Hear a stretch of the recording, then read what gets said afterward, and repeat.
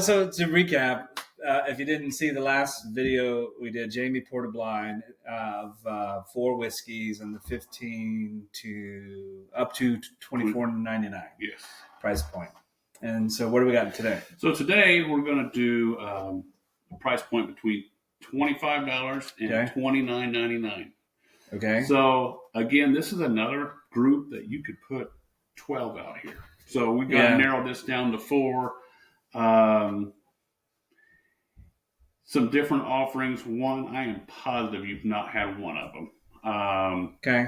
One of them I know we've probably done a blind on here, but then the others are probably could be new to you. Okay. Well, I could tell you comparing what I smell in the room now versus when we did the 15 to $24.99 option. The aromas are good. It's amazing how those few dollars change the nose so drastically. It is. Now, we're not saying that's going to change the quality of what we're about to taste. No, not necessarily. Because it could. We have both been burnt on that before. Yeah, absolutely. All right. So I guess the best way to find out what we're getting into is grab one and go. Yeah. So great nose so far. Yeah. There's more notes on the nose. And that was the thing that we found with the lower tier price point. Single nose note, or taste note usually. Yeah, this you can pull. You get slight vanilla. You get some of the oakiness out of it. This is more of a true blue, probably a little more age to it. I would guess so. Yeah. So maybe some soft on the baking spices. Yeah, I get a little bit of baking spices. Yeah. I mean, I don't want to say classic bourbon because I think that's kind of generic. Yeah. But as far as bourbon noses go, I mean, this is what usually you want to smell before you put it to your lips. Yeah, I'm really hoping this has a great mouthfeel. Mouthfeel's important. The viscosity, but I was surprised with the couple that we had in the other category. They had a lot more legs and viscosity and mouthfeel than I was anticipating. So and I'm starting to get a little bit of cola out of this. And you said that. It's and I. Well, all right. I'm going to taste this. I'm going to taste it.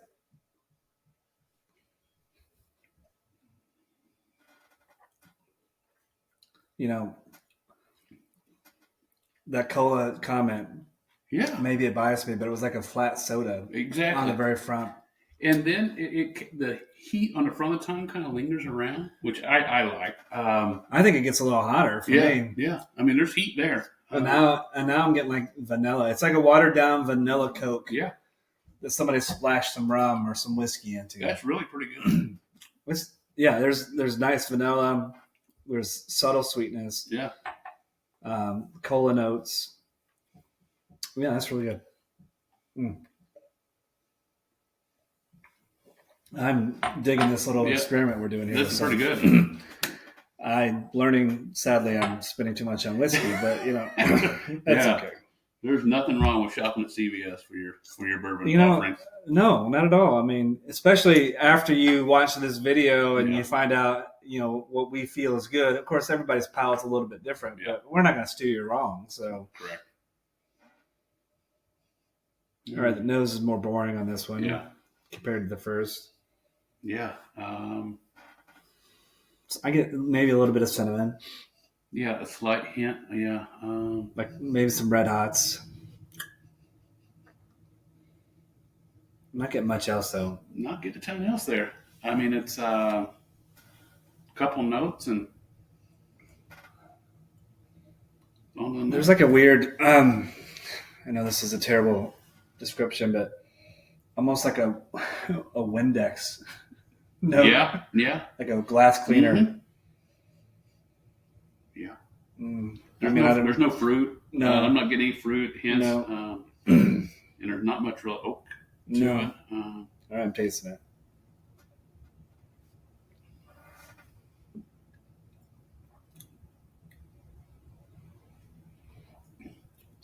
Really smooth. It's smooth. Maybe a little almost bland. Is that bad thing to say. Well, I mean, it's the truth. I mean, there's not much going on here. It's kind of flat. It tastes like somebody watered down my whiskey. Yeah, they cut it pretty hard. I mean, I guess I get some of that cinnamon carries through, but a little bit. But it's not like cinnamon sticks. It's more like cinnamon candy for me. Yeah. Oh, yeah. It's not a true cinnamon. Yeah. Yeah, it's not. That's a very almost like a sugary cinnamon to it a little bit. Yeah. It's not bad. It's not. No, it's very drinkable. It's just flat. It's just and maybe compared to the first offering we had, came through a little bit more than. Well, that's true. Yeah, I mean, time for number 3. We got here. And again, the price point we're talking about is $25 to $29.99. Yeah. So sub 30. Yeah.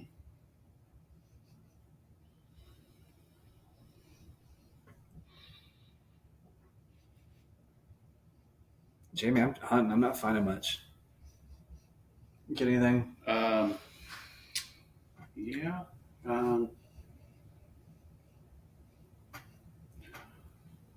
It's like vanilla-ish. All right, I can get you there. And it's like the vanilla that's in the vanilla flavoring. Yeah. Yeah, correct. It's like if you open a bottle like a vanilla extract. And you sniff that kind of smell. Yeah. Let's see. I'm going to take a sip of that. Yeah, I don't get much beyond the vanilla. I don't even know what that is. Get some woodsy to it. Taste some notes to it. It's kind of bitter. Yeah. Not a fan. If it is what I think it is, it's probably one of my daily sippers. Yeah? Mm-hmm. Well, I'm not a huge fan. I mean, it's okay. Yeah. But there's a bitter note in there for me that kind of makes me pucker a little bit. I don't know. And it's all comparative right now. Obviously. Oh, yeah. I mean, if I had this by itself, right, it could be a different story. Yeah. But right now, comparing it to the 2 we've already had. Correct. That's fair.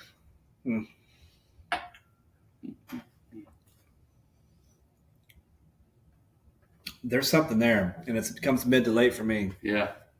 Yeah, it lingers around with you. It kind of. Yeah. It does lingers. Trying to clean things out here for this last one. All right, number 4.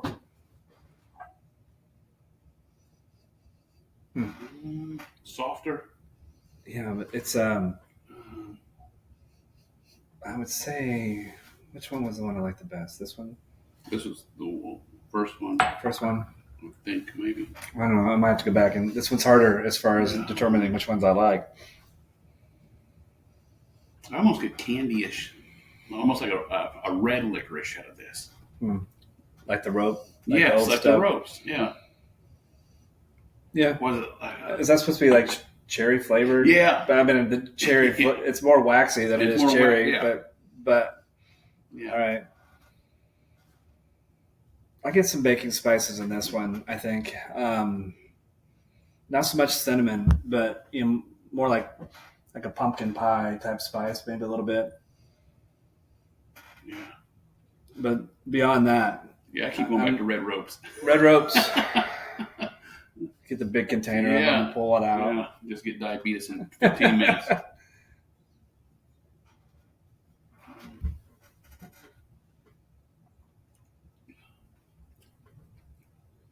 And the red ropes, red licorice, it's like I just chewed a bunch and swallowed it, and now that aftertaste is kind of lingering. Yeah, that's like the first thing that's exactly what it is.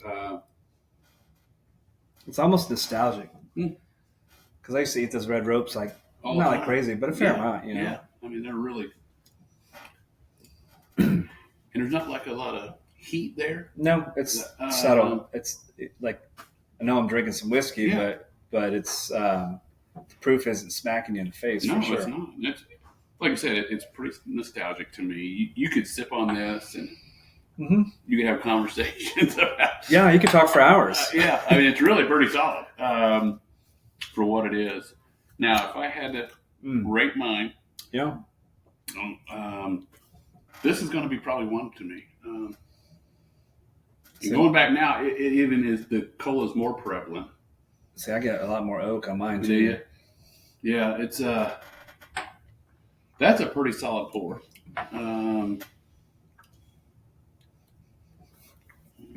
This one's tough. I know what my last one is, which is maybe your daily sipper. Okay. Sorry. Okay. Let's see. So I would probably be 1, 2, 3, 4. So 1, 3, 4, 2. 1, 3, 4, 2. I think I am 1, 4, 2, 3. Okay. 1, 4, 2, 3. All right. So we'll just. But I think all in all, like this is a good category. I think it is too.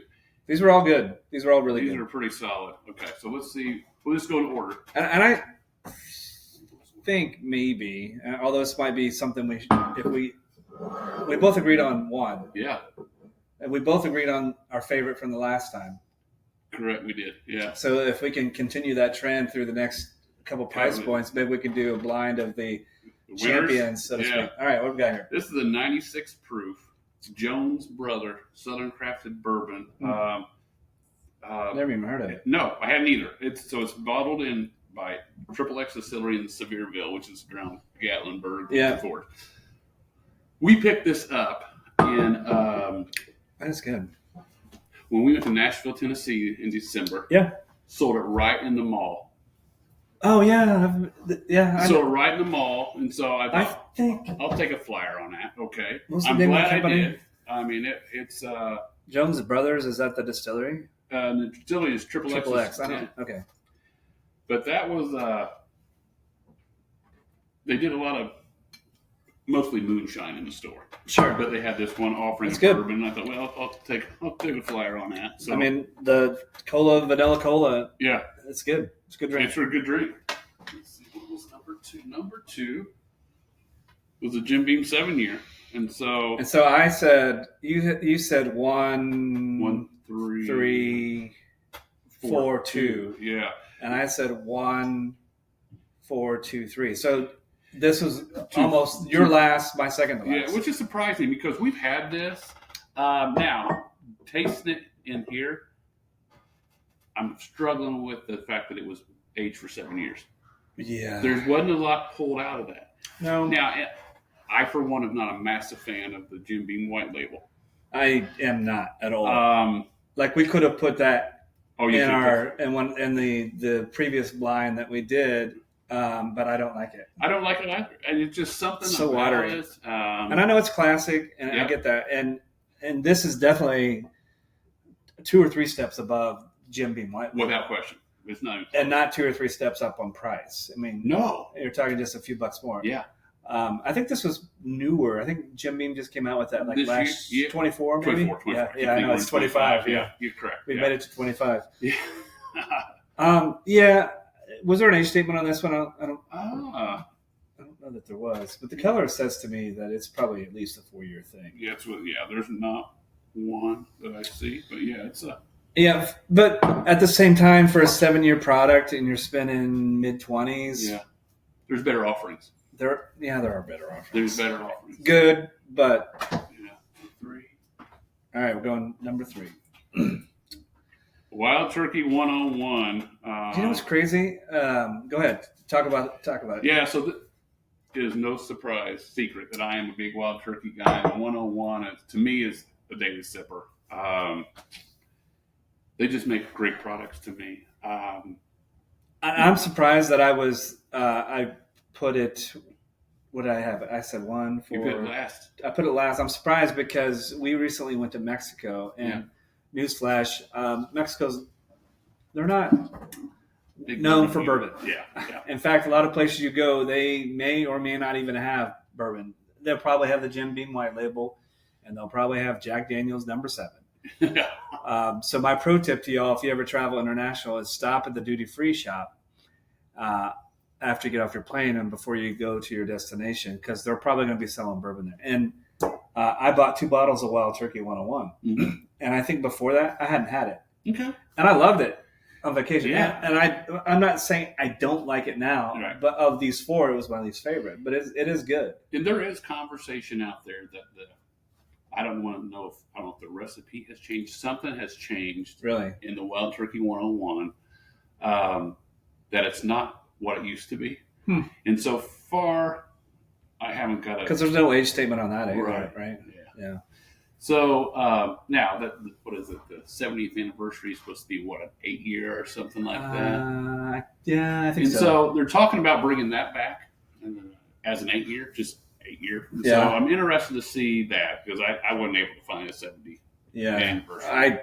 I didn't hunt real hard, but the few places that I go to, no. All right, what's the last one? Number 4 is Old Forester 100 proof. Definitely a lower shelved item. You'll find that in a ton of old fashions. Yeah, classic. Classic. I think I had it at 33, I think, because this was my 4th one. Yeah. But that's not a bad offering either. I mean, it's 100 proof. Well, I think that's what's cool about all these. I mean, this one is 96 proof. I think this number 7 is, oh my gosh, 90 proof. But you got 101 and 100. Yeah. So, for my money, go this way. Go that route. Go that direction. And I usually, the 100 proof Old Forester, and they even have the 86, which is kind of their lowest. Yeah, I'm sure I've had it. But. I always have a bottle or 2 at the house. Actually, I keep a bottle of the 86 hooked to my artesian machine, and that's what we have cocktails with. So we'll talk about that maybe another time, but I want to pick your brain about that machine. So, all right. But these are great. These are all good. Really good offerings, I think. So far we've learned, if you watched the previous video, and if not, we'll put a link up there for you all to check it out. But Jamie's just brought 8 bourbons to the table that cost less than $30. Correct. That are all good bourbons. All good. All were good. Some were better than others, but they were all good drinks. Yeah. So, so you do not have to spend $100 on a bottle of bourbon. Most definitely do not. To get to the evening. In fact, one might even question if you're spending $100. It better come with dancing ladies. I've spent $100 on bottles before, so guilty. But you don't have to. No, you don't. You absolutely do not. To enjoy good stuff. Yep. All right. Well, thanks for pouring this. Anything else before we wrap this one up? No, we will. We'll see what the next one offers for us. All right. Thank you all for tuning in.